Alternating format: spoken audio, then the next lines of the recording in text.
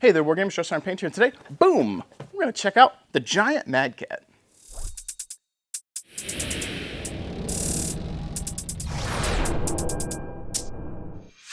I'd like to welcome you guys back to the channel. If you are new here, please out the strike that like and subscribe button. And if you are a returning viewer, thank you so much for popping in to help support what I do.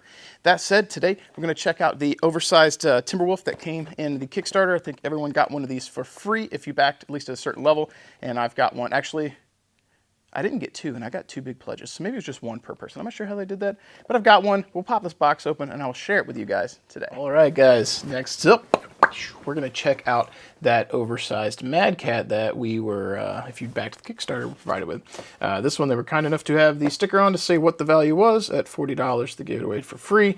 I think because this was free, and it was one per backer, and it's $40, I imagine their markup is pretty good. Normally you would think they would want to make probably, they want it priced to where they can make money at having a wholesale markup. So if they sell it to a wholesaler at 20 and that wholesaler can double their money, or double what they invested at 40, you have to think that CGL is probably still making good money on it. Probably, I bet about triple. So I bet this probably costs them about $3 to make. Because at triple, that's 9, maybe a little bit more, three something. So triple it to 10, then they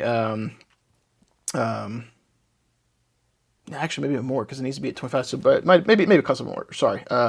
So if they need to be able to sell it to a wholesaler, so sorry, not $3. I was doing math wrong. This would probably cost them, I would guess, probably like 6 and some change, somewhere between 6 and 7.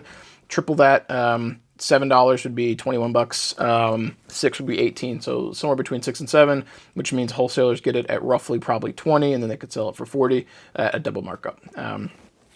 That's assuming CGL is making a triple markup on them. That's my guess. So they gave us a probably $6 or $7 model for free. That's my guess. I don't know what their actual markups are before wholesalers, but that's my guess. Let's see what the quality is like for the value. I mean, would I pay $40? Okay, so first glance, right out of the box, no Alpha Strike cards. Womp womp. JK, that doesn't matter. I can tell you this is heavy. It is very cool. That's a chunk. I can tell you the fact that they have produced this at this scale is going to have people wanting it at this scale. And if I was playing Battletech at this scale and I had a star of these, I would play that game if I could afford it. At $40 a piece, it's still expensive. It is probably okay. Back up. $40 for this is probably reasonable for what the market could stand. It is how many would I need to play the game, at which point the getting the number is expensive. So Clanners would win out because you only need like 5 models if you were playing, with a full star. Whereas Intersphere to fight that star probably needs like 8 or more. So at $50 or $40 a piece, but it is still cool. So there's some cleanup you'll need to do. You can see where this was a separate piece. You can see where it connected down in here, and there's a mold line on it that should be cleaned, not the worst. So it looks like the cock or the top part of this probably slid down onto this.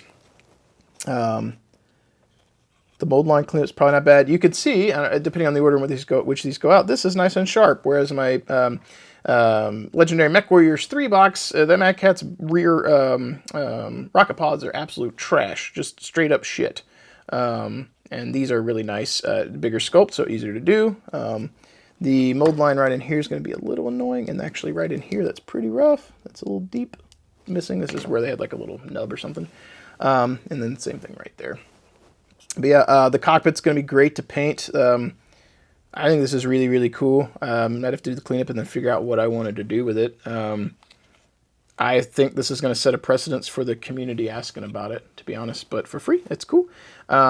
Will I spend time painting it? I don't know. I don't have terrain that would go with it, but it could be kind of cool. So I don't know. It was free, so can't complain too much. This is a short video because we're mostly just kind of looking at the details of it, but that is pretty cool. It's got heft. I mean, to be honest with you, like, man, I'd play something with this. This is cool. CGL, get on that. These would sell like hotcakes, I think, even if it's expensive.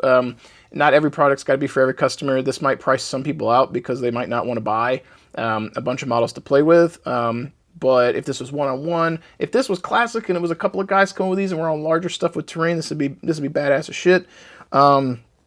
But not every product's got to be for everyone. So if you had a game format, MechWarrior Destiny or something like that, that used these and you sold them, some people would buy them, some people wouldn't because the volume of them would be expensive.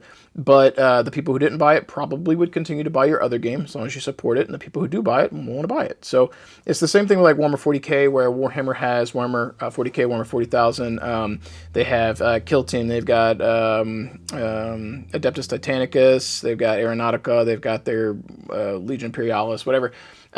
Whatever format of the game you want to play, you will play. Some people will play both. Some people don't. Sometimes overlap. Sometimes there's not. But companies make products, and they sometimes meet different needs and niches. And I really think CGL is going to have a lot of people ask for this because it's pretty sick. I mean, there's some faults with it, but like, it's pretty sick and it feels cool. Like I like having a heft for holding a mini. It's why I like metal minis, even though they're annoying to work with. I like them. This is really cool. I like this.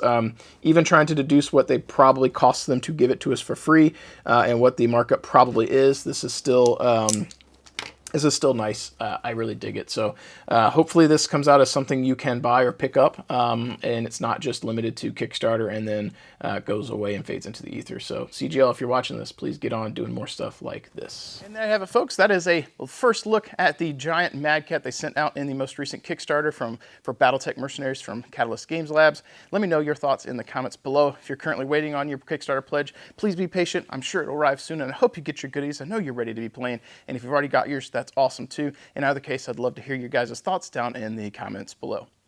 That said, that's all I've got for you guys today. If you want to help support the channel, check the description down below. All the relevant links to help support the channel are there, and all of your support is super appreciated and helps me keep things going. On that note, it's time for me to go. As always, keep painting your models, keep rolling your dice, and I will catch you guys next time. If you made it this far, you're probably a viewer that already hits that like button when you see a video come up. You're probably already a subscriber, and you probably jump into the comments down below to help support the channel, to help support that algorithm. But if you're looking for some other ways to help support the channel too, make sure you check the description down below. Maybe you want to pick up some paints from Monument Hobbies. That's my paint of choice. The Pro Acrylic line is chef's kiss, good stuff. Maybe you want to check out some of the offerings from Death Designs, where I work in my day job. We got plenty of 3D printed products, as well as MDF terrain, some of the stuff that I have designed myself and we play with here on the channel. And if you're looking to bolster your Battletech ranks, miniatures, and offerings, make sure you check out Bobby from Fortress Miniatures and Games. He's one of the main supporters of the channel as well, and supporting any of these companies helps support what I do and helps to ensure that I can continue to bring content to all of you.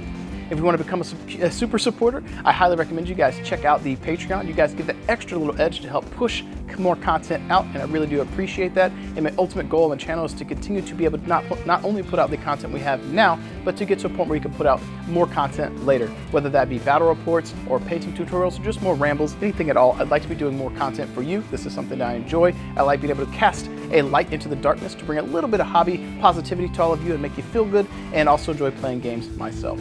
As we do the final sign off here though, I do want to go ahead and switch on over and do the scroll of awesome to showcase all the Patreon supporters, the super supporters of the channel, to give them some recognition for helping support what I do. Thank you guys so much, and I will catch you guys next time.